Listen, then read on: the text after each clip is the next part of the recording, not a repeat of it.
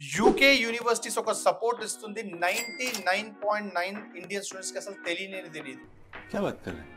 నీకు extra time దొరుకుతుంది exams కి. అదే కాకుండా మీ అసైన్మెంట్ డెడ్ లైన్స్ కి కూడా ఎక్స్ట్రా సపోర్ట్ కూడా దొరుకుతుంది. రీసెంట్ గా మా దగ్గర నుంచి పోయిన 5 to 10 స్టూడెంట్స్ కి మేము ఈ విషయం సార్ట్ అవుట్ చేసాం. ఇది మీకు ఎందుకు చెప్తున్నా అంటే ఆల్రెడీ మీ ఫ్రెండ్స్ యూకే లో చదువుకున్నట్టయితే వాళ్ళకి 100% ఈ వీడియో చాలా యూస్ఫుల్ అవుతుంది. వాళ్ళకి కంపల్సరీ షేర్ చేయండి. రీజన్ ఏంటంటే వాళ్ళు సబ్మిట్ చేసిన అసైన్మెంట్ లో 90% వరకు ఓకే ఉంది, కానీ 10% ప్లేజరిజం వచ్చిందని. అంటే మీరు ఎక్కడి నుంచో కాపీ కొట్టారు అని చెప్పి. సో స్టూడెంట్ తో మాట్లాడిన తర్వాత మాకేం తెలిసిందంటే స్టూడెంట్ కి కొంచెం మెడికల్ కండిషన్ ఉండిందని. ఒక స్టూడెంట్ వచ్చేసి ADHD ప్రాబ్లం ఉందని చెప్పాడు అనమాట.